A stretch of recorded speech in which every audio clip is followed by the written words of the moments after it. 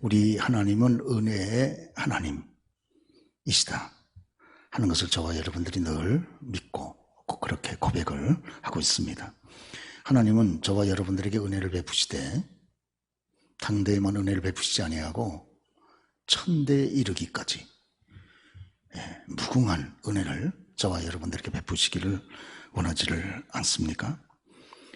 그렇기 때문에 저와 여러분들이 하나님을 경외하는 가운데 참으로 복된 삶을 걸어가기를 우리 하나님이 열망을 하고 있습니다. 그럼에도 불구하고 우리 한계를 지니고 살아가는 우리 인간들은 늘 우상을 만들어 놓고 섬기기를 좋아합니다. 그 우상의 형상이 보이는 형상일 수도 있고 보이지 않는 이런 형상일 수도 있는 것이죠. 그런데 그 우상을 만들어 놓고 섬기는 목적은 간단한 거죠. 자기들의 육신의 욕심, 욕구, 바라는 것을 이루기 위해서 그 우상을 만들어 놓고 섬기지 않습니까? 그래서 우상을 섬기는 분들에게 있어서는 이 윤리나 도덕 이런 것이 중요하지 않습니다. 단지 그 앞에 빌고 자기들이 원하는 목적을 성취하면 되는 거예요. 고대에 이 사막지대에 살고 있었던 멕시코의 이 마야족 사람들, 이 사람들은 뱀을 신으로 섬겼습니다. 왜냐하면 그분들은 비 내리는 것을 아주 간절히 열망했었는데 뱀이 길지 않습니까? 꼬리가 긴데 뱀의 긴 꼬리가 긴 모습들이 마치 비가 내리는 모습과 같다 이렇게 여긴 거예요. 그래서 뱀을 신으로 저렇게 섬겼고 자기들의 남겼던 유적들을 보면 저기 뱀의 형상들이 건물 곳곳에 만들어져 있습니다. 중국 분들은 유독히 관우상을 섬기죠. 재물신으로. 여러분 관우 아시지 않습니까? 삼국지에 나오는 관우. 그러죠? 예. 유비를 도와서 그래서 총나라를 세웠던 장수죠. 특별히 관우하면 충성, 의리, 충의를 대표하는 그런 장수 아니었었습니까? 그런데 사업하시는 분들에게 가장 필요한 것이 신뢰고 그 신뢰는 충의로 표현이 된다는 거예요. 그래서 예전에는 저 관우를 군신, 군인의 신으로 이렇게 섬겼는데 요사이는 신뢰가 가장 중요한 이 사업상에서 관우가 지녔던 이 충의가 필요하다고 해서 관우를 요사이는 재물신으로 이렇게 섬깁니다. 그래서 중국은 여러분 많이들 가보셨겠지만 여기 가도 관우상 저기 가도 관우상 맨 관우상을 아주 도배를 해놓고 있습니다. 특별히 그 명절을 만나게 되면 우리 불신 가족들이 조상 제사를 드리지 않습니까?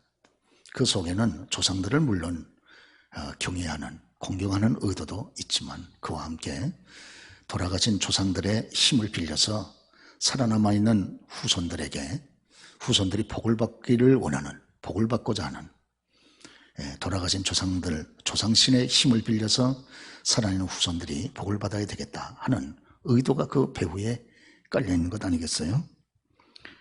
특별히 이 옛날 분들이나 현대 분들이나 소우상을 대단히 좋아합니다.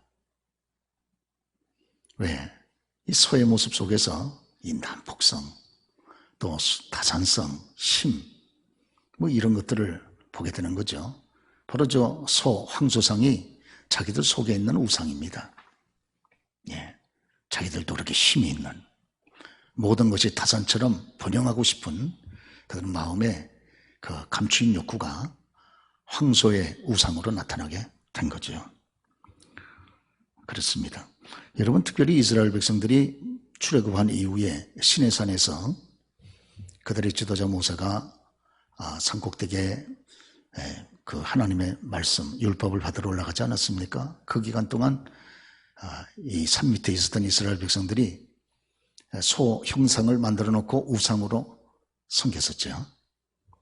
그래가지고 이스라엘 백성들이 하나님 앞에 큰 징계를 받았던 그런 내용들을 여러분이 기억하고 계실 겁니다. 그래서 이스라엘 백성들에게 최초로 주어졌던 십계명을 모세는 깨트려 버렸죠. 그리고 내려와서 분노하는 가운데 저 소 형상을 전부 불태워서 가루로 만들어 가지고 물에 흘려서 이스라엘 백성들로 하여금 다 마시게 했습니다. 봐라, 아무것도 아니지 않느냐, 그런 말이죠. 그리고 레위지파를 세워서 이스라엘 백성들을, 우상을 숭배하는 이스라엘 백성들을 전부 처단을 했어요. 그래서 그때 칼을 차고 레위족에 의해서 죽임을 당했던, 우상 숭배했던 이스라엘 백성들 수가 3,000명이다. 그렇게 성경에 기록되어 있지 않습니까? 그러니까 하나님이 얼마나 이 우상 숭배하는 걸 극도로 미워하시고 싫어하시는가 하는 것을 단적으로 알 수가 있게 되는 거죠. 그렇다 그러면 이 고대인들이 이처럼 우상을 만들고 그리고 그 앞에 절하며 섬겼던 이유가 어디 있겠습니까? 또 다른 이유가, 그것은 고대인들은 자기들이 만들어 놓은 이 우상 속에 신이 임재해 있다, 이렇게 보았다는 겁니다. 그래서 우상 앞에 절을 하고 섬기면서 그 우상 속에 임재해 있는 그 신과 교제하고 또 그 신을 통제해서 자기들의 마음의 욕구와 소원을 이루어 주도록 그렇게 했다고 하는 것입니다. 그래서 우상이라는 말이 무슨 말입니까? 우상. 우자는 짜구자죠. 짜구자. 우리가 배우자 그럴 때 그 우자입니다. 상자는 인형 상자.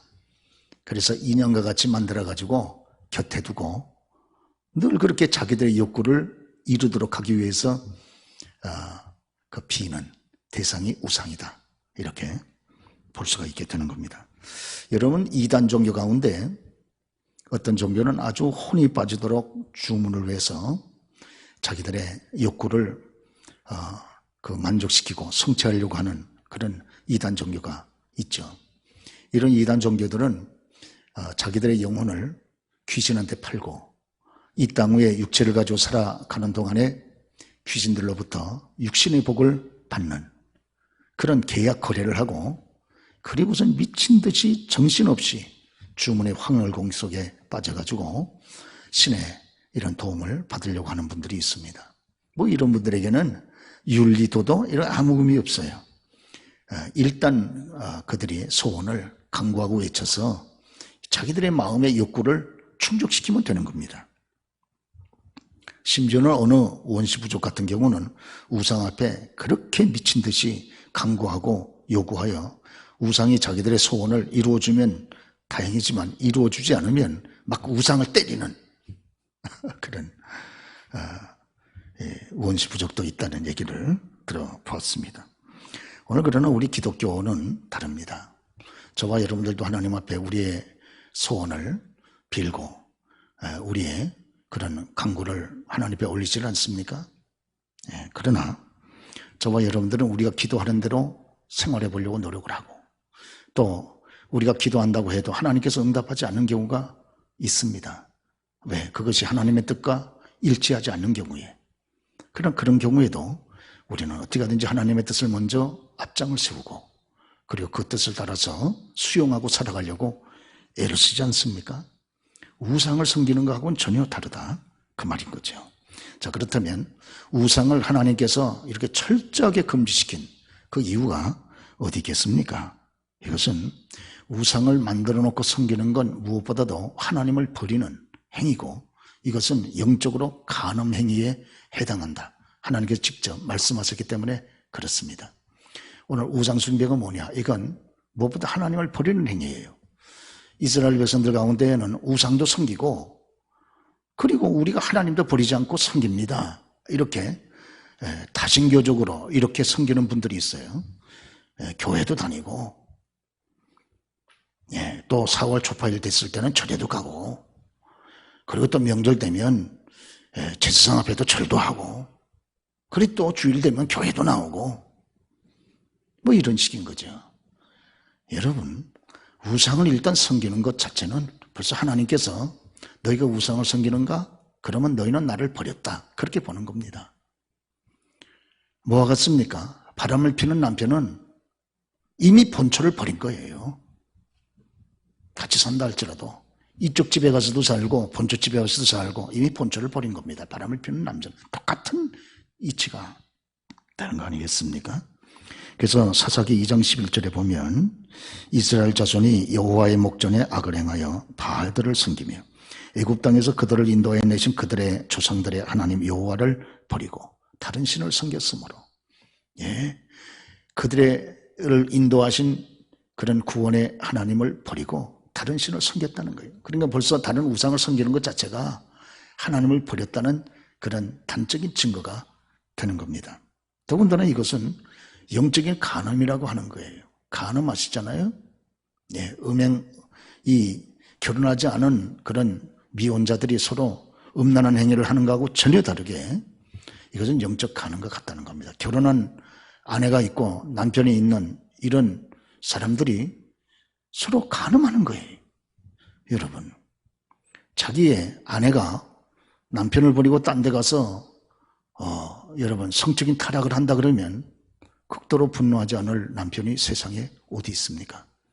자기 남편이 아내를 버리고 딴 곳을 사랑하고 딴 여인을 사랑해서 가서 여러분 딴 짓을 한다 그러면 극도로 분노하지 않을 아내가 어디 있습니까? 그러죠? 당연한 거죠.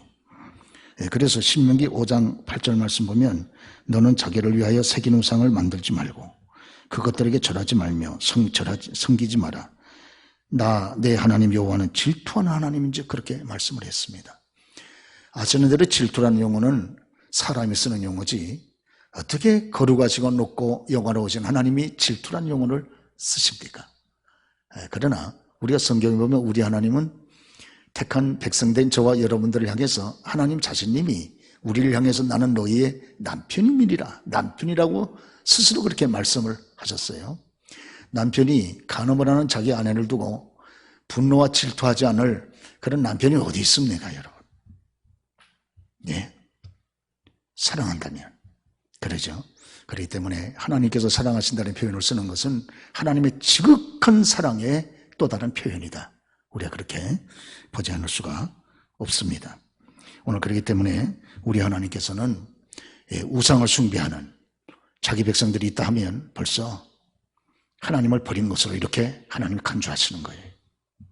이제 근본에 불신 가족들이 있기 때문에 어쩔 수 없이 제사에 참여할 수밖에 없는 교우들이 계실 거예요. 늘 말씀드리지만 모든 걸 다 양보할 수 있습니다. 제사 음식 만드는 것도 양보할 수 있어요. 왜? 할 수 없이 내가 전도 못해서 불신 가족들이 있기 때문에 어쩔 수 없이 지금 제사를 드리잖아요. 그러면 음식을 만들 때 그거 귀신한테 바치려고 만들겠어요? 우리가 기도하고 난 다음에 이 음식을 먹는 사랑하는 가족들마다 다 그 마음속에 불신의 악한 영들은 물러가고 예수의 거룩한 은혜가 임할지어다 기도하면서 이 음식 만들지 않습니까? 그러죠? 예. 그런데 어떤 경우가 있어도 제사상 앞에서 절하는 것은 안 된다. 어떤 경우가 있어도 제사상 앞에 절하는 것은 안 됩니다. 그러죠? 만약에 제사상 앞에 절하여 제사상 앞에 절할 수밖에 없는 경우가 생겨서 절하지 않음으로 큰 어려움이 다가오면 어려움을 당하려는 거예요. 제사상 앞에 넙죽넙죽 가서 절하게 되면 가족 전도는 끝난 겁니다. 그러죠? 저와 여러분 심령에는 거룩한 하나님을 모시고 있는 거룩한 예수의 영이 우리 가운데 계시는데 지금 지방을 써놓고 초청을 받아서 와 있는 조상의 이름을 빙자한 더러운 귀신들이 그 앞에 앉아 있는데 그 앞에다가 여러분 우리가 절하게 되면 내 속에 계신 거룩한 하나님의 영 성령께서 얼마나 탄식을 하시겠습니까? 그러죠? 그런 거로 다른 것은 몰라도 이것은 안 된다고 하는 것이 아주 결단을 해야 됩니다. 심지어는 여러분 우리가 불신 가족들한테 같이 참여를 하되 거기에 제사 음식이 나오면 제사 음식도 안 먹는데요. 뭐. 그러죠? 오늘 아침에 제가 나오다가 우리 아이들이 어릴 때 저희 큰 집은 예수를 안 믿으니까 제사를 드리지 않습니까? 그런데 제사 시간에 우리 아이들이 다 나와 있어가지고 그래서 이제 식사를 해야 되는데 아이들이 음식을 안 먹어요. 우리 은진이도 그렇고 애들이 안 먹습니다. 그래서 배는 고프고 그럴 때 우리 여기 막내 성진이가 참석을 했습니다마는 우리 성진이가 누나 그냥 가서 먹으면 안 될까? 배고프니까. 아직 초등학교도 들어가기 전인데 그런 은진이가 딱 서서 안 돼. 딱 잘라버리더라고요.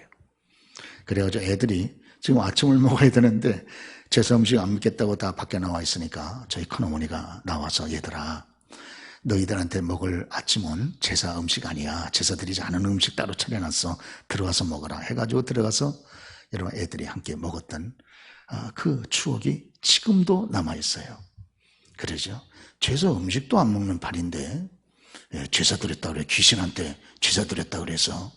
그런데 여러분 가가지고 친척들한테 호의를 얻기를 원하여 그 앞에 가서 신앙의 자존심을 내던져버리고 하나님이 극도로 슬퍼하시는 것을 여러분 우리가 내던져버리고 그 앞에 엎드려 절하겠습니까? 마치 예수님께서 시험 당하실 때 악한 마귀가 높은 산에 데리고 올라가 천하만국의 영광을 다 보여주고 난 다음에 내게 엎드려 절하면 그러잖아요. 예, 그러면 이 모든 것은 내게 넘겨주는 것이니 내가 너에게 주겠다고 예수님을 유혹하지 않습니까? 그럴 때 사탄아 주 하나님 너희 하나님만 섬기고 물러갈지어다. 그리고 사탄을 즉시 물리치지 않습니까? 이런 결단이 있는 것이 하나님이 대단히 기뻐하시게 되는 거죠.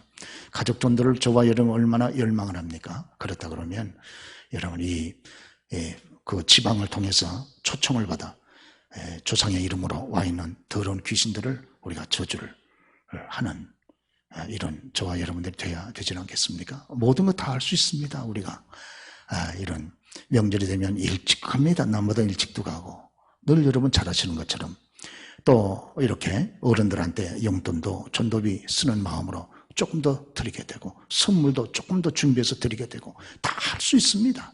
예, 심지어는 제사 음식까지 자존심 내려놓고 내 가족이 먹는다는 생각까지 다 그것도 다 만들 수 있어요. 예, 그러나 제사 앞에 절하는 것은 어떤 경우에도 안 된다. 우리의 조상들은 예수 이름을 부인하라고 하는 그 말 앞에 거부하여 산채로 불에 화형을 당해서 죽기까지도 하셨는데 누구는 순교도 하는데 예수의 이름으로.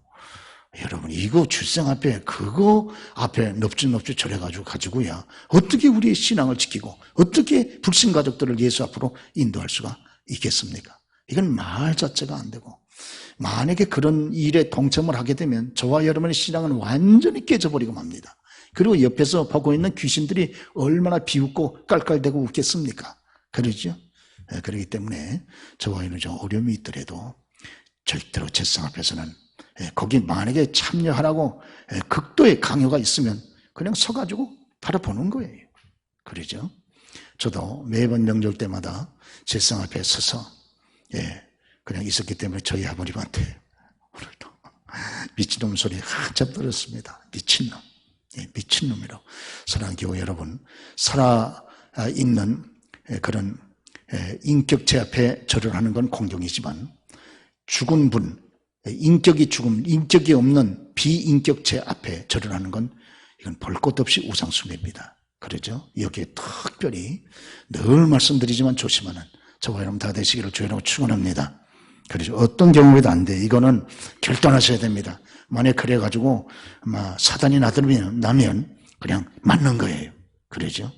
그래가지고 다시는 어떤 경우에도 같이 모였을 때 너 들어와서 절하라고 하는 말을 친척들도 하지 못하게 이렇게 근본부터 만들어 놓는 거죠. 그래 평소에 잘하면 되는 거죠.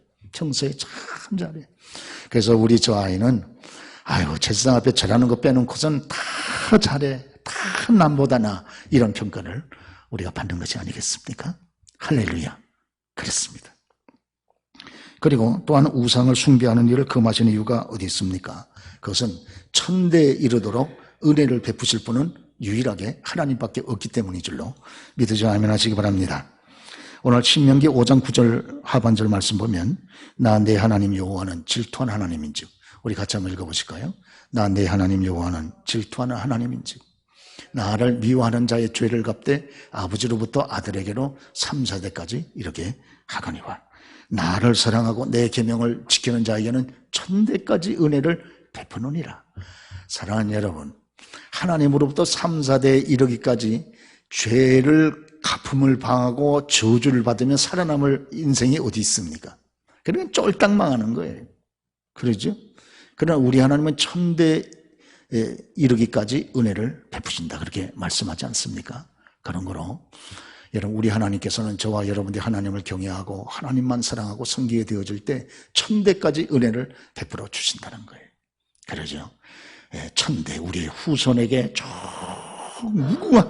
무궁하도록 하나님께서 은혜를 베푸시면 번성하고 성공하고 여러분 이 땅 위에서 참 여러분 승리하지 않을 우리의 후손들이 어디 있겠습니까? 그런 거로 교우 여러분, 주의 이름으로 당부의 말씀드리는데 여러분뿐만 아니라 여러분의 후손들을 위해서도 하나님을 경외하고 하나님을 섬기는 우리 모두가 다 되시기를 주의 이름으로 축원합니다. 그러시죠? 오늘 그렇습니다. 우상 숭배는 하나님을 미워하는 일이고 하나님이 극도로 또 미워하시는 일이에요. 그렇기 때문에 우상을 섬기는 자들에게 우리 하나님께서 그 죄를 갚되 3세대에 이르기까지 여러분 저주하시면서 갚으신다고 그렇게 말씀을 하시는 것이 아니겠습니까? 그러나 하나님을 경외하고 하나님을 섬기는 주의 자녀들에게는 천대에 이르기까지 은혜를 베푸신다. 아니, 우리 우상을 숭배하는 자들에게 하나님의 죄값을 갚는 저주가 3, 4대까지 이르면 하나님을 섬기는 자들에게 주시는 하나님의 은혜와 축복도 3, 4대까지 이르러야 되지 않습니까? 그런데 하나님의 징계와 저주는 3, 4대까지 이르지만 하나님의 은혜는 1000대까지 이르게 된다는 거예요. 무엇을 말합니까? 우리 하나님은 저주하기를 원치 아니하시고 그렇게 은혜를 베푸시고 여러분 그렇게 축복하시기를 원하시는 것이 하나님의 마음이고 뜻이다 하는 걸 우리들에게 말씀하는 것이 아니겠습니까? 할렐루야.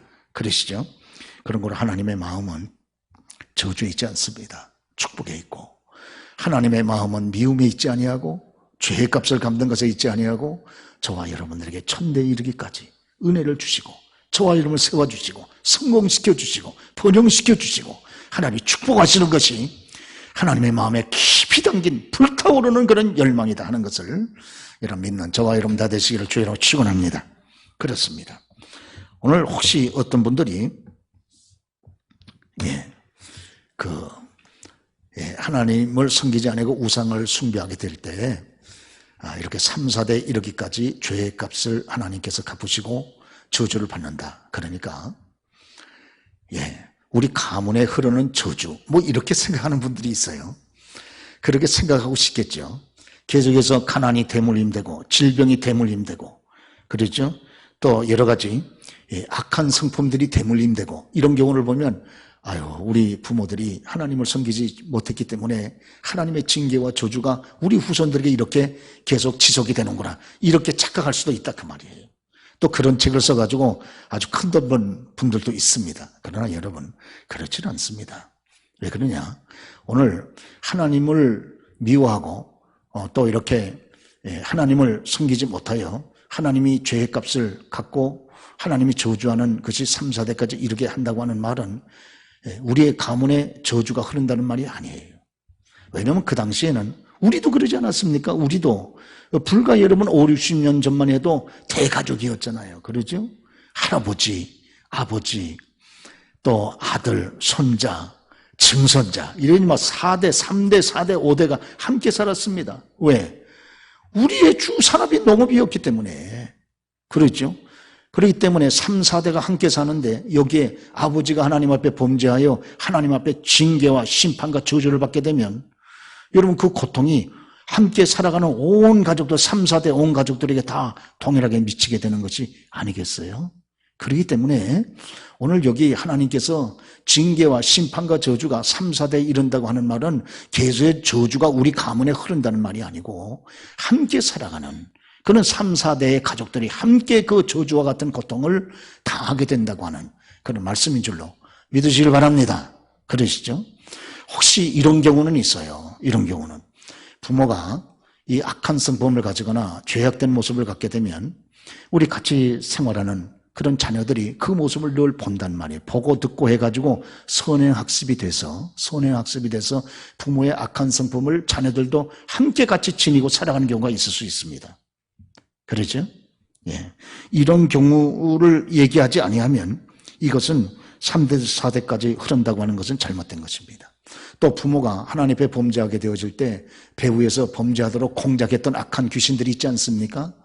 이 악한 귀신들이 떠나가지 아니하고 그 후손들 주변에서 이렇게 머물고 있다가 그 후손들도 믿음으로 살지 않고 불신앙으로 살게 되면 부모에게 배후에서 공작해서 범죄케 했던 그 귀신들이 후손들에게도 또 공작해서 후손들로 하여금 하나님 앞에 범죄하게 한다. 이렇게 우리가 해석할 수는 있어도 저주가 계속 흘러간다. 이건 잘못된 것이.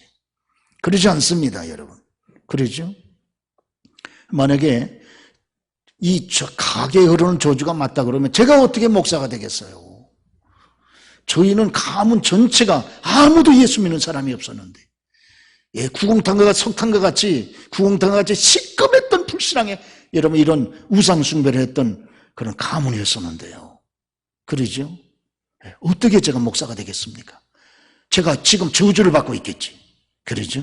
이건 말이 많지 않습니다.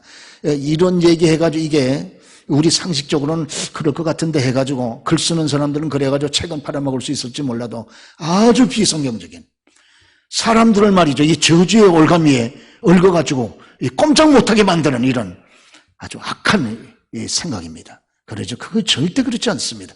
무슨 가문의 저주가 흐릅니까? 가문의 무슨 저주가. 그러죠. 또 흐른다고 할지라도 예수 믿고 그걸 끊어버리면 되는 것이지. 네, 그러죠. 그래서 신명기서 24장 16절에 보면 아버지는 그 자식들로 말미암아 죽임을 당하지 않을 것이요. 함께 읽어보겠습니다. 아버지는 그 자식들로 말미암아 죽임을 당하지 않을 것이요. 자식들은 그 아버지로 말미암아 죽임을 당하지 않을 것이니 각 사람은 자기의 죄로 말미암아 죽임을 당할 것이니라. 그렇습니다, 여러분. 자식 때문에 아버지가 죽지 않는다는 거예요. 아버지 때문에 자식이 죽지 않는다는 거예요. 각각 죽게 되는 것은 자기의 죄 때문에 그 죄값으로 죽는다. 그 말이 되는 것입니다.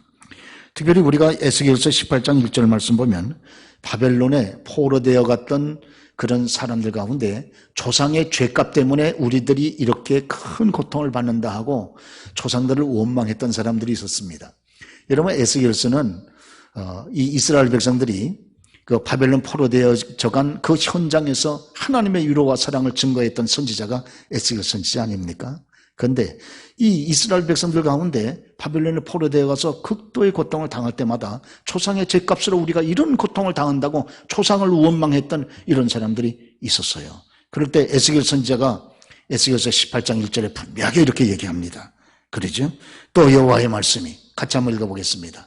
또 여호와의 말씀이 이르시되 너희가 이스라엘 땅에 관한 속담에 이르기를 아버지가 신포도를 먹었으므로 그의 아들이 이가 시다고 하면 어찌 됩니까? 또 여호와의 말씀이니라 다시는 이 속담을 쓰지 못하게 되리라. 모든 영혼이 다 내게 속한지라 범죄하는 그 영혼은 죽으리라. 아버지가 여러분 신포도를 먹었는데 어떻게 아들이 이가 시겠어요? 그러죠. 다시는 이런 속담을 하나님이 쓰지 못하게 하신다는 겁니다. 단지 사람이 모든 영혼이 다 하나님에게 속해 있기 때문에 그 사람이 죽는 것은 그 사람 본인의 죄 때문에 하나님으로부터 징계를 받게 된다는 그런 말씀이 아니겠습니까? 그렇습니다. 네, 오늘 그렇기 때문에 저와 여러분들이 이 우상을 섬기는 것이 얼마나 무서운 일인가 하는 것을 다시 한번 이런 명절을 만날 때마다 우리가 다시 한번 생각하는 우리가 되어야 할 줄로 그렇게 믿습니다. 그리고 이런 명절을 만날 때마다 어떻게 하든지 우리가 불신 가족들을 주님 앞으로 인도하는 이런 일이 꼭 있어야 되겠다. 이런 마음의 새로운 결단과 결심을 저와 여러분이 해야 될 줄로 그렇게 믿습니다.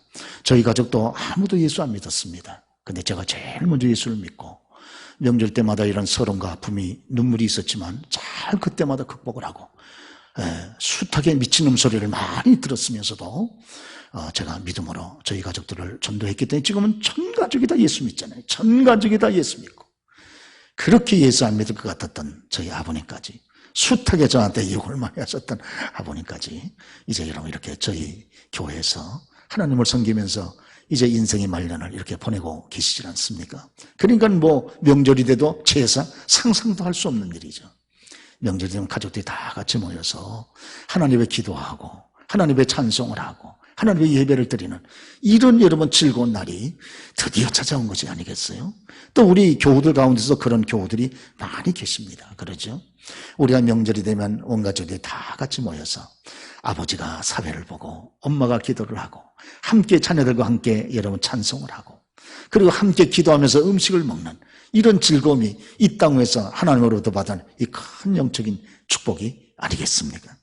할렐루야. 그렇습니다. 오늘 우리 하나님께서 우상을 만들지 말고 또 절하지도 말고 거기에 섬기지도 말라고 하는 그런 이유가 어디 있습니까? 그것은 우리 하나님께서 자신님을 계시하실 때 보이는 모습으로 계시하지 아니하셨기 때문에 그렇다. 우리 성경에 그렇게 말씀을 하고 있습니다. 우리 주님께서 이 10계명 가운데 2계명을 말씀할 때 너희는 우상을 만들지 말라는 이 말씀을 하실 때 그때 시내산에서 하나님이 자신님을 계시하지 않으셨습니까? 그럴 때 보이는 형상으로 계시하지 않으셨어요. 말씀으로 계시하신 것이지. 그러죠? 우리 하나님께서는 이스라엘 백성들에게 여러분 흑암 가운데서 불 가운데서 그렇게 하나님께서 큰 음성으로 말씀하셨다 이렇게 출애굽기 19장에 말씀하고 있습니다. 하나님이 자신님을 보여주실 때 이스라엘 백성들에게도 형상으로 보이질 않으셨어요. 단지 말씀만 하신 것이지. 그렇기 때문에 이스라엘 백성들로 하여금 보이지 않는 영이신 하나님을 보이는 형상으로 만들어 놓고 섬기지 말라고 그렇게 말씀하는 것이 아니겠습니까? 그런 거로 보이지 않는 하나님을 보이는 형상으로 만들어 놓고 섬기는 것이 우상 숭배다 하는 거죠. 이것이 참으로 하나님 앞에 큰 범죄가 되고 여러분 하나님의 마음을 극도로 아프게 하는 이런 어두운 사건이다 하는 것이 아니겠습니까? 오늘 특별히 이 우상을 숭배하지 말라고 우리 하나님께서 말씀하는 것은 우리 하나님께서 저와 여러분들을 지극히 사랑하시기 때문에 그런 줄로 그렇게 믿습니다. 하나님은 우상을 섬기지 말라고 하는 것이에요. 그것은 하나님이 저와 여러분들 극진히 사랑하시는 결과이기 때문에 그렇습니다. 그렇기 때문에 하나님이 저와 여러분에게 천대에 걸쳐서 은혜를 베푸신다고 말씀하는 것이 아니겠습니까? 이사야 62장 4절 말씀 보면 다시는 너를 버려온 자라 칭하지 아니하며 다시는 내 땅을 황무지라 칭하지 아니하고 오직 너를 헵시바라 하며 이런 말씀을 주께서 하셨어요. 우리 하나님께서 저와 여러분들 가르쳐서 말씀하실 때 너는 나의 헵시바다. 우리 한번 따라서 해볼까요? 헵시바. 헵시바란 말이 무슨 말입니까? 너는 나의 기쁨이다. 그 말이거든요. 기쁨이다. 우리 중세의 위대한 신학자였던 어거스틴은 이런 말을 했습니다. 어거스틴은 말하기를 하나님은 나 하나만을 사랑하는 것처럼 사랑하신다. 우리 같이 한번 읽어보실까요? 하나님은 나 하나만을 사랑하는 것처럼 사랑하신다. 또 마태는 또 종교개혁자 마태는 또 여러분 알고 계시죠? 같이 한번 읽어보실까요? 하나님은 온 세상에 나 하나밖에 없는 자처럼 사랑해 주신다. 그러죠? 하나님은 저와 여러분 하나밖에 없는 것처럼 그렇게 사랑해 주신다고 하는 것이에요. 그렇습니다. 이런 사랑의 하나님 앞에 저와 여러분들이 여러분 그 사랑을 우리가 온몸으로 받고 지금까지도 살아왔고 이 명절을 또 주의 사랑 가운데 보내고 앞으로도 또 살아갈 것인데 우리가 하나님을 여러분 저와 여러분도 마태복음 22장 37절 말씀 그대로 마음을 다하고 목숨을 다하고 뜻을 다하여 사랑하면서 하나님께서 우리에게 주신 이 명절을 믿음으로 여러분 우리가 보내는 저와 여러분 모두가 다 되셔야 할 줄로 믿습니다.